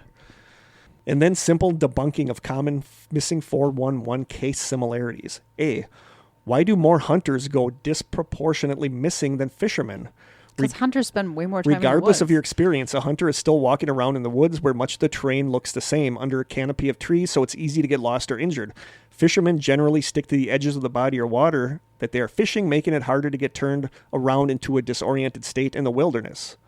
They often don't have to go into the wilderness to go fishing. Yeah, but he is saying that that's the only reason more hunters go missing than fishermen is because they're in the woods where they can get lost more. You know, because like if something is taking people in the woods, why is it not taking more fishermen? Why is it only doing hunters? You know what I mean? But I mean, I get his argument. It's like why there should be an equal number of fishermen. And he is saying he's saying that more hunters go missing because they're in the woods and get lost, where fishermen don't. I just think that if there's a fisherman there on a stream by himself, whatever this is could nab him. But I just think there's more opportunities to take hunters. Okay, that I'll totally buy. That's how I would look at it. Yep. B, bodies being near found water but not drowned. Water is a great barrier. Think moats around castles. Or the English Channel preventing the Nazis from a ground invasion of England. Generally speaking, when you come to a body of water, you stop. If you're lost for days and find a river or lake, you will likely stop at its edges and follow it for as long as you can before you die. You know, I don't know. I mean, I haven't put a lot of stock in the water part either. No, because I know you haven't. I know water you haven't. everywhere. C, clothes being taken off and found folded in a pile distances from the body. This is very common behavior for people experiencing severe dehydration and then shock. You start to think and act irrationally. Think Tom Hanks in Castaway. Your body goes through temperature swings and dehydration, and you can no longer regulate your body temperature. Suddenly overheating, you may feel it makes sense to strip your clothes off for a bit to cool down and then put them back on later. Hypothermia or a shock sets in, and you're a few miles from your clothes, and then boom, you're dead.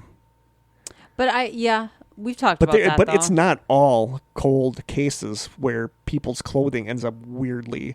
Like there's a lot of weird stuff with clothes. Like I'm not skeptical of the clothing thing because I think there's enough weird things that go on with the clothing that I think there's something to that.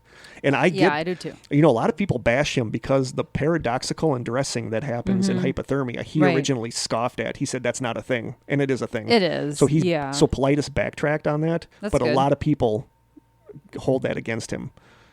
At least he backtracked on it, though. Yeah. If you can admit you're wrong. Yep. D, and this is the one that I sometimes have a hard time with, severe weather hampering searches. When you are selecting which cases you want to add to your book, it's easy to choose those where severe weather is mentioned in the search details. Consider that just about every day of the week there's a storm taking place somewhere in the United States. Whether it's his weakest similarity linking the search for many 411 cases or not, we are not talking about freakish acts of nature because weather is just like that. Well, I think in mountainous areas, too, the like, higher the elevation. The weather thing is my least... Yeah. That's probably just coincidental. Yeah, that's my least... Storms come out of nowhere all the time. That's my least valid hallmark of a missing 411 case to me is the weather stuff. Because weather changes all the time on a dime. Yes, especially in high elevation, I think. Yeah. So then another user named S8 Junkie replied saying, quote, "It's not scientific to look for patterns without looking at all the data of missing people. Without a macro look at all the people who go missing, you can't attribute mystery to any patterns that are cherry-picked for the subject of books." And then you get into the whole statistics stuff. Like, you know, like I'm on David Politis' side with this. Like, I think he is picking cases. He's not cherry picking because he's picking cases that fit. Right. Not all of his cases have stuff with weird weather. Right. Not all of his cases he has in his books have anything with missing clothing. It's just that a lot of them do. So he's not just cherry picking. You know, I'll argue that all day long. Like, I don't think that he is cherry picking that. He's cherry picking cases that fit that because they're strange. Yeah. They're unexplainable. You know, and then this user said, kids end up far away, which is likely due to predators taking them far away. People still alive? People with mental disabilities may be more likely to be distracted, fall back, and become lost. It's not a mystery. 4 physicists isn't a cluster or even a mystery. Again, out of all the people who go missing, it's likely proportional to the population of parkgoers. He's making a mystery out of nothing. Also, academics tend to be outdoorsmen as well, so it's not uncommon for academics to like to hike, so it's not uncommon that some will get lost or become overconfident. I agree with that. There's no Why are they all German physicists? I don't know. There's no mystery when an experienced outdoorsman goes missing, since it's more likely that these folks will underestimate the terrain or overestimate their abilities. I got lost once because I figured there was no way I could get lost. Ego will kill you out here. I talked to a ranger in Death Valley, and he said that the majority of people who drop dead in the desert are experienced hikers who ignore the fact that the place is called Death Valley and underestimate the heat and blazing sun. No matter how much water you have, it won't be enough. A half-mile hike to a visual destination are the ones that turn out to be a real bitch. Just because you can see it doesn't mean you can reach it. And that I agree with. Yeah. Like something will look like a mountain range will look closer to you than it actually is. Yeah. You know, so I don't know. And then I agree. Anybody can fall victim to... And then this user goes on to say, people tend to go missing in late afternoon hours because the sun is setting and it's, quote, magic hour. People will want to take photos because of the light, and so they'll seek a better vantage point and then get lost. Also, bones are rare. Bears will eat them if they're hungry enough or bury them. Try finding bones of anything and you'll realize how rare they are. And I guess that's true. Yeah. You know. That explains why Bigfoot remains have never been found. Shush. We're not talking about that. The next one. Searchers may have already searched the area, but that's not the same as searching the entire area, which is usually impossible.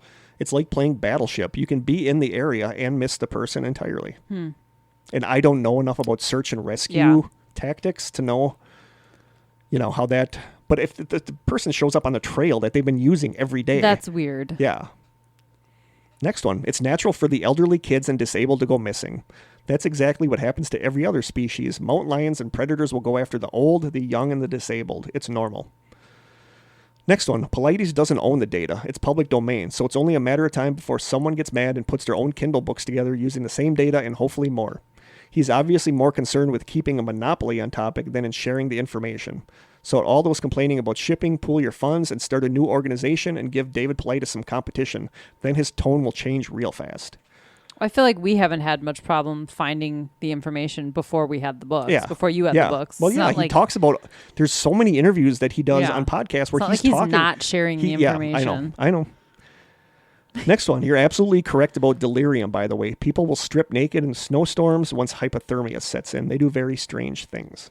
And the last one this person says, I appreciate the fact that Politis doesn't draw conclusions, but his motive is mystery. The bigger the mystery, the bigger the profit. He's figured that out. But he should be applauded and supported in his attempts to get the government to regulate this aspect of the National Park Service. But of course, they want the profits to keep rolling in too. And then I really like what this person ends it with. He says, quote, Politis needs a Scully. And he needs somebody to counterbalance him. And I totally get that. I totally agree with that. It does feel like the national parks are they want to sweep this stuff under the rug. Because if people really knew about all the people that go missing, would they get as many visitors? Would they have the revenue that they have? Here's a counter argument. This is a longer passage from a really good article on medium.com. It's from a September 2nd, 2019 article called, quote, My Crack at Explaining Missing 411. It's definitely worth a read. The article's actually really good. And this is kind of a long passage, so bear with me. The article states, quote, Dave may not be the best scientist or statistician. He may have lied or cheated in his life at least once or twice before, and he was trying to find evidence for the existence of Bigfoot before he was approached to look into missing people in national parks. Does any of that mean that you should dismiss the evidence that he's bringing forward? No, the evidence is the only thing that matters. He's not putting forward his theories in the books, only data. Apart from this, the fact that a personal attack is a logical fallacy, not a counter-argument. If Dave incorrectly interprets some data or causal relation, it's an error, not a crime. People make errors. Errors can be corrected. That's how learning works. It's not a reason to start hating a person and dismiss everything they have to say about everything else. It's a reason to start talking to them, especially if you're an expert with answers. Finally, being associated with Bigfoot research doesn't disqualify everything that you say about anything, especially if it was research like going places where Bigfoot might live, interviewing witnesses, collecting samples, and sending them for laboratory analysis, and so on. That's what Dave was doing regarding Bigfoot. Assuming that Bigfoot doesn't exist, this is still a completely reasonable activity. Research is how we get to know things, and I 100% agree with that. Yeah. You know, you can, like the hardcore Bigfoot researchers, you can scoff all you want, but they bust their asses doing these things. Right. You know, they spend so much money, they spend so much time. Their research is very scientific. It is.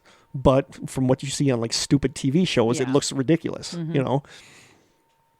Perhaps the only type of thing that Dave tends to do that's somewhat less than ideal is that in his description of the cases, he sometimes omits facts that point towards more mundane explanations. But still, even assuming that they're intentional omissions and not just Dave not knowing a fact or Dave keeping a fact to himself in the interest of the family of the victim, it's very human. It makes for good storytelling, and beyond that, it's important to understand that everyone has a bias. Scientists do this all the time. That's exactly what he's doing, and it's what profiling is.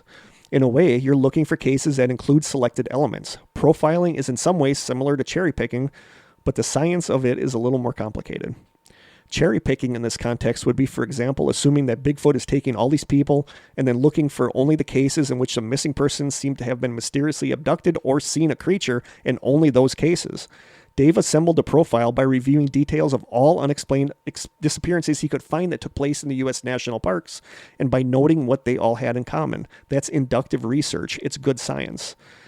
This type of research is frequently used, not only social science, in order to formulate hypothesis, or in this case, a criminal profile. The only thing you need to make sure of is that the sample of your observations is representative. Dave's criteria for the sample selection seems completely reasonable to me. A case being unexplained is an objective fact. Not many things need to be the same for all or most unexplained cases, and they will be objective facts. The evidence for Dave not cherry-picking is that he himself has no idea why most of the profile points are, what they mean. Some of the cases that meet the profile criteria do hint at abduction by neither an animal nor a human, but others do not. Taken all together, as I will try to explain shortly, no single normal or paranormal hypothesis explains all of the cases, meaning that either multiples are at play, or it's one so crazy that no one, including Dave, has ever been able to conceive of it. I agree with that. Yeah, so a couple other comments. Here's a comment that somebody made on Reddit that I really like. This person said, quote, "I too think some cases are a reach, but I get the feeling that it's an honest reach, not like he's trying to make something out of nothing, but rather because it fits the criteria. I think somebody else says, I think he started as many of us did with a genuine amateur interest in missing people, and over the years, he has built up a brand and is now driven by the money and fame aspects more than the investigative aspects." I mean, there's no difference between what he's doing and what the detectives looking into the smiley face killers are doing. I know. It's profiling. So I have a couple more interesting cases that I got off Reddit, but we are running a little long, so I am going to save these. I'm not saying we're doing a Christmas episode, but if we were doing a Christmas episode, I'm going to save these couple things for the Christmas episode. That may or may not exist. That may or may not exist. But if it did, I would put these, yes, I'll save these for totally that episode. Be on there. Because I'd like to keep the episodes under 2 hours because... And we still have a couple things to get through here. But... Well, hey, bonus. Well, what do you think about David Paulides? He's a polarizing figure. He can be very standoffish. And I feel like one of the reasons he's standoffish is because so many people are accusing him of being a fraud. But I also think that, we have this podcast, and I love it, and I love that we're out there, but the idea of someone recognizing me in public is terrifying to me, and I don't think that'll ever happen. But I might be a little standoffish. I'd probably, I'll be nice. They'd get and pepper everything. sprayed. They would get pepper sprayed. I'm not somebody who wants to have to, I would love I'm a writer. I've written stuff. It's been in newspapers or whatever and online. But I would love to write a book someday. But the idea of going on a book tour would terrify me because I don't want to be out there having to have conversations with people about this stuff. Yeah. So I understand the standoffishness. I'd be okay with people. I don't want any kind of fame. I don't. No. But I want someday. I always think of this. I want someday to go through McDonald's and be at the drive-through and the person to go "Are you Kurt from the Strange Sessions?" I think it would be cool. I think that would be cool. It would be cool. But people... also, only if it happened once or twice. Yeah. I couldn't imagine being someone who can't even go out in public without somebody feeling like they have the right to come up to you. And, so I think he has every reason to be standoffish. But I do too. The missing 411, the missing 411 subreddit is really good, but it is half people that worship him and half people that come on just to bash. Sure. So it is constant. It's constant wars on there between the two groups. I would hate that too.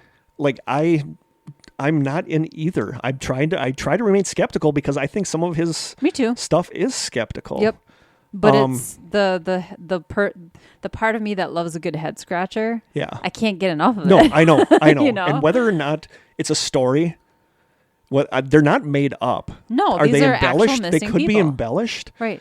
But Again, it's if it's interesting putting the reading. It's spotlight. putting people out there that are missing, and in the end, that's what's important is that it is putting spotlight on these people that are missing. Right. I am way more on the pro David Paulides side than the anti. Me too. But I think it was Jim, my friend Jim Aulick, that listens to the podcast, messaged me that he went hunting in a place that he knew very well and took one wrong move and had no idea where he was. Right. Everything and looks it's the same. easy. I mean, a lot of this stuff can be explained. Yeah. To a point.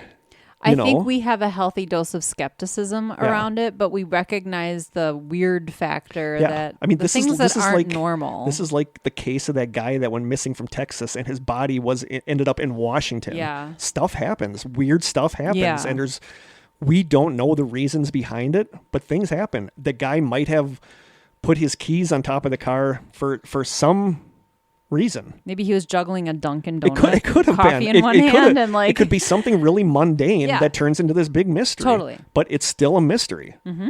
At the end of the day, it's still a mystery. At the end of the day, it's still a mystery. And I am on the pro David Paulides. I think something's going on.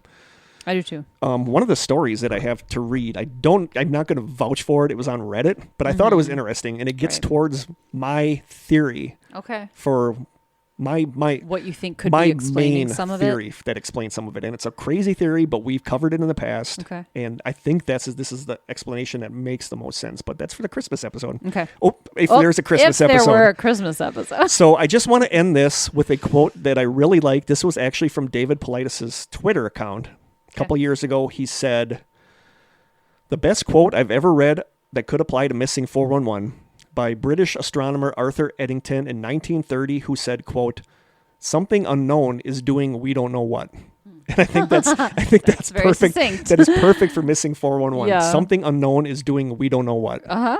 And I think that's it in a nutshell. That's it. Yeah, I think good. there is something to this. I think there's something weird going on. People can argue with me. People can be completely, and I'm sure people will post in the strangers because I know a lot of people already think these are all mysteries that can be solved, that there's nothing hinky going on here. Right. And or they're just coincidental. I think it's Hinky Town. I think there's something weird going on. I do too. Even if there's something weird, we wouldn't keep covering it if we one didn't. of these cases has something weird going on. Yeah. It's still something weird going on. Totally.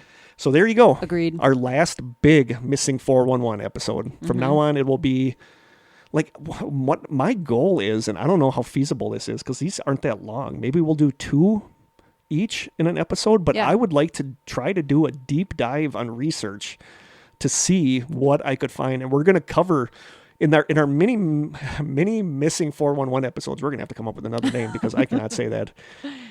We're going to be redoing some of the cases we have talked about, some of the big ones from the Missing 411. So we're going to go into those a little more in depth maybe than we did. So that's kind of my plan. That's cool. I like it. So yeah, there you go. Missing 411.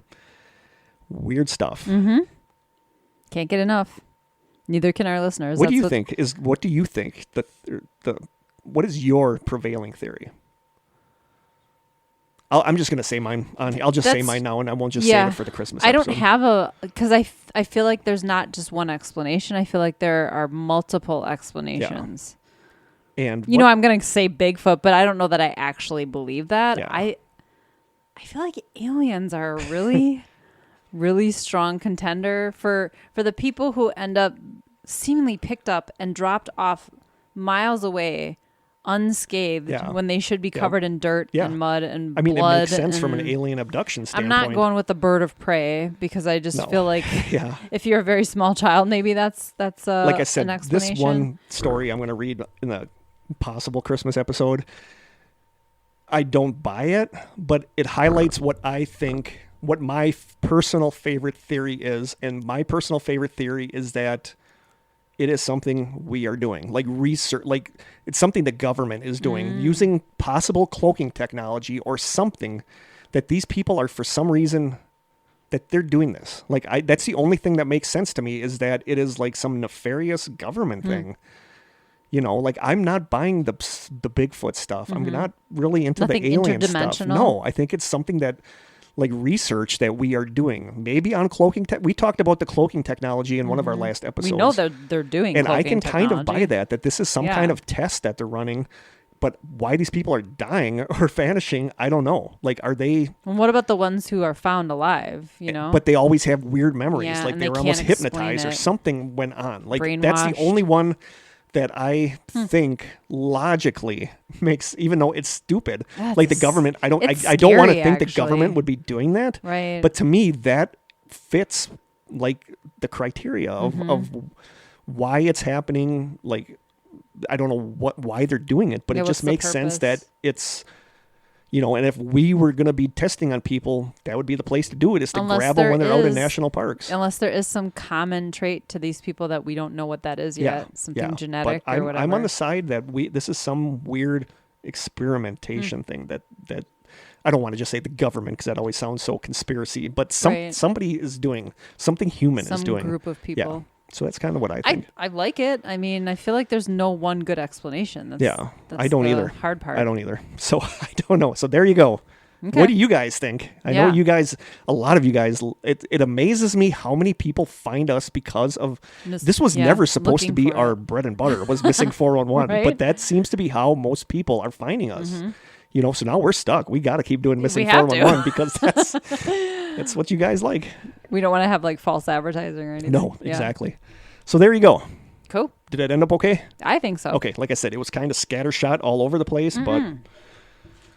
Don't get disorganized, because we need those for the alleged Christmas episode that doesn't exist. Oh, you're right.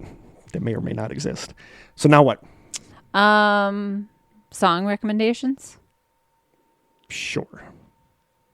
You do your song while I look for a question. So the song I'm going to pick for this episode is by a group called, it's a duo. I happen to like 2-person groups like the Black Keys, the White Stripes, the Civil Wars. Like, I happen to just like groups that only comprise of 2 people.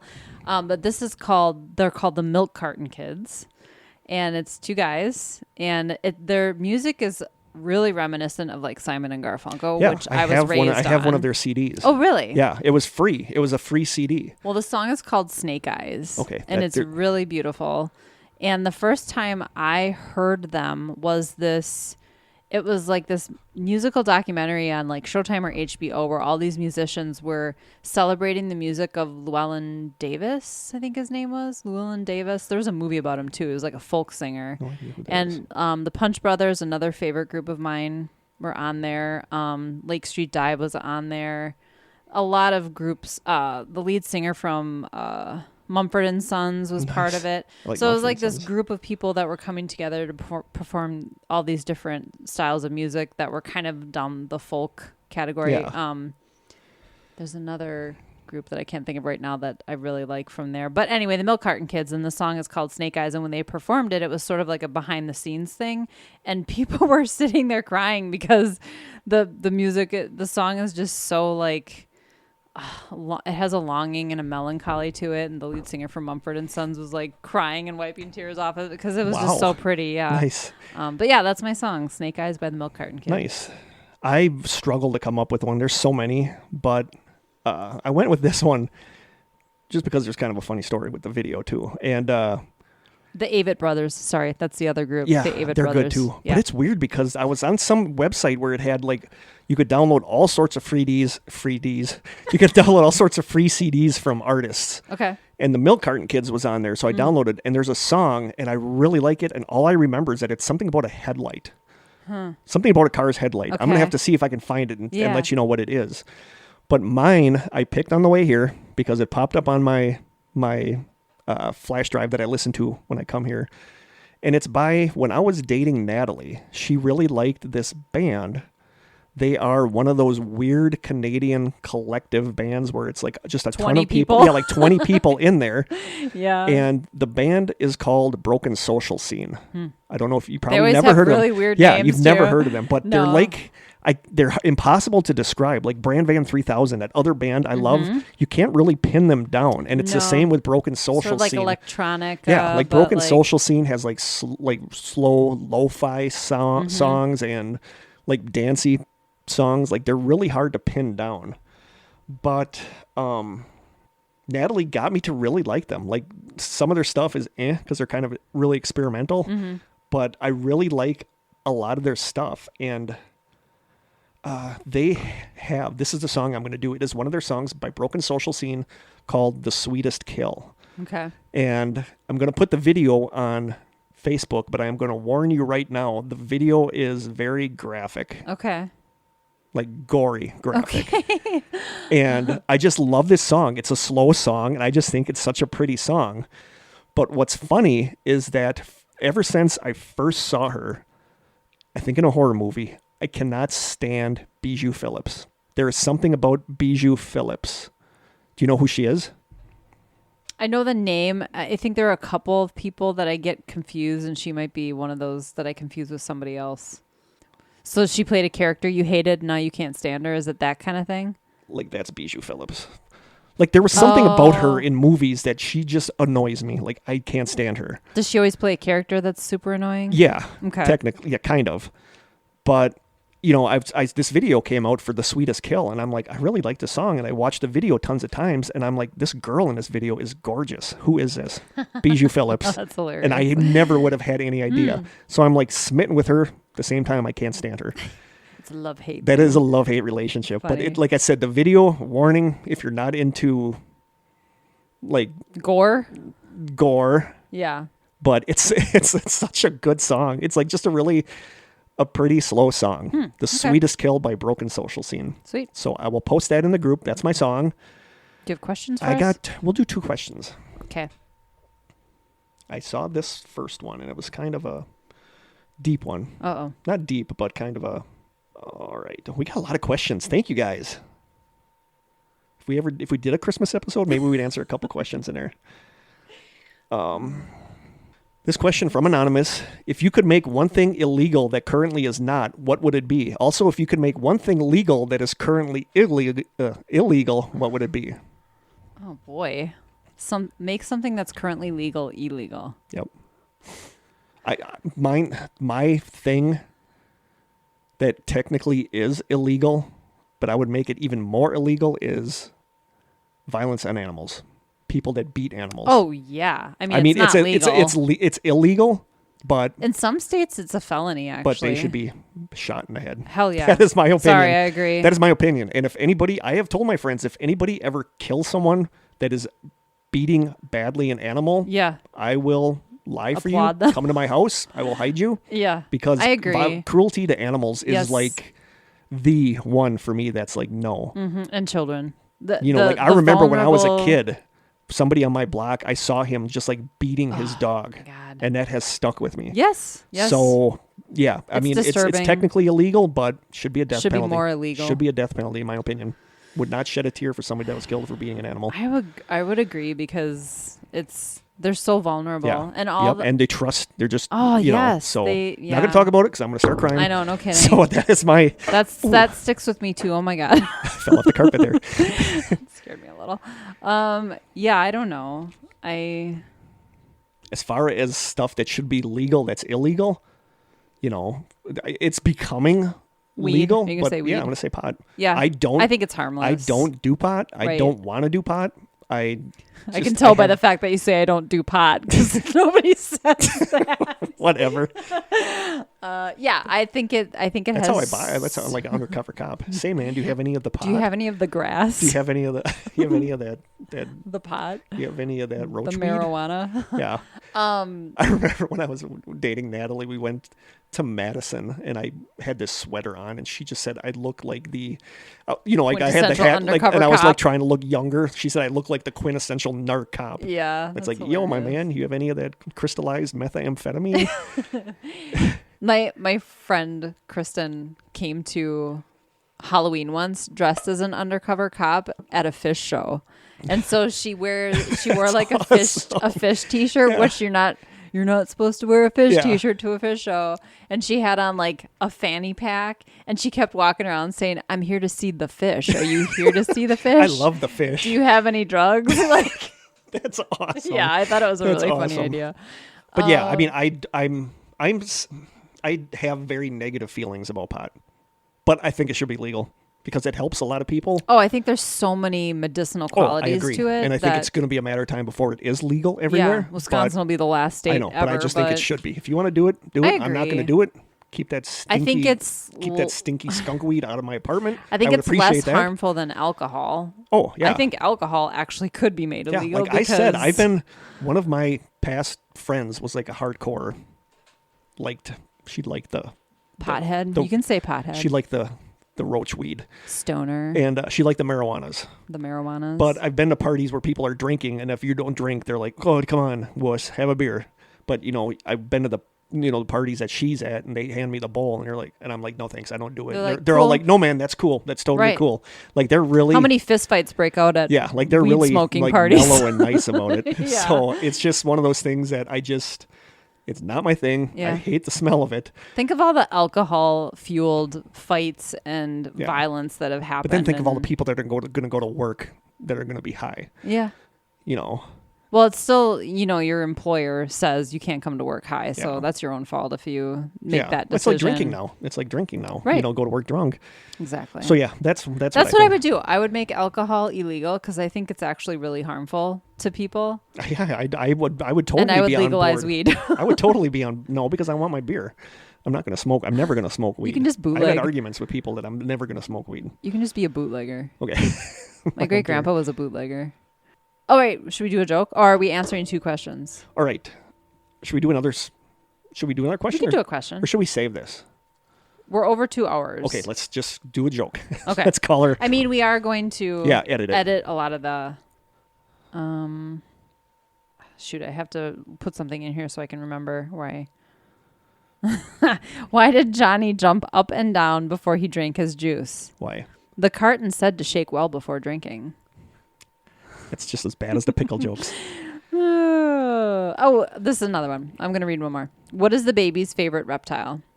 What? A rattlesnake. Yeah. Okay, that's cute. So these are the laugh out loud jokes from Eli. That one was cute. Yeah, cute. And with that is a wrap for season 4. I know, it's crazy. Of the Strange Sessions. Wow. You want to hear us talk about... A lot has changed. You want to hear us look back at this year in our podcast? We may or may not. We may or may not. Yeah, we might not. I don't know. I don't know that we'll do it. Yeah, so I just feel like maybe this year we won't do like Christmas a Christmas episode. gift. But so just stay tuned for that if it happens. It might not happen. So otherwise, from our still unnamed studio that will be in the new season. Yep.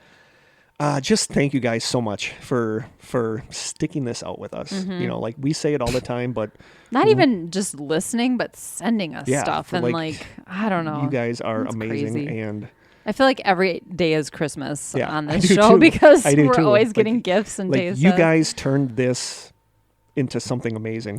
Absolutely. So we, from the bottom of our hearts, we love you guys. Absolutely. We truly do. Everybody that listens, everybody that gives up part of their day to listen to us babble about stuff that we probably don't even really know what we're talking about. Mm-hmm. But you guys like listening to our weird Wisconsin accents. Or Minnesota accents. But Minnesota and Wisconsin accents are kind of the same. They're very similar. So just thank you guys. We love you more than you know. Absolutely. And that's it for season 4. Crazy. And since we're not going to have an opportunity, Since we're not going to have an opportunity to wish you Merry Christmas, of course not. There's not going to be any episode for that. We're going to be busy. We'd like to wish you Happy Holidays. Exactly. And Merry Christmas. And our deets. Should we just skip the deets? No. Okay. What if this is the first time someone's listening? That was a look I got from you. Dang. You can email us at thestrangesessions@gmail.com. We are on Twitter at Strange Session. Krista does So-so job. So-so job. Yeah, it's all right. On Instagram at The Strange Sessions. You can send postcards and snail mail to The Strange Sessions, P.O. Box 434, Manitowoc, Wisconsin, 54221-0434. And you can call our lonely little phone line, maybe for Christmas. Maybe Santa's waiting there to hear from you. Oh, maybe. I don't know. Strange Santa. 920-443-9602. It's probably Krampus. Thank you guys again for all of the gifts. Mm-hmm. Lauren, for these awesome little trinkets that I'm going to put this by where I do my virtual teaching and stuff from home. Nice. Because I like seeing stuff like that. It makes me happy. Nice. So thank you so much for that. Jen, for the chocolate, for all of you, for everything you've sent. The magnet from Kayla. You have no idea how much this stuff means to us. It's crazy. So thank you. And on to season 5. Yeah. Who would have thunk it? Not me. So we love you guys. May or may not see you around Christmas. So from Krista and I in the still unnamed basement studio, until next season, stay strange.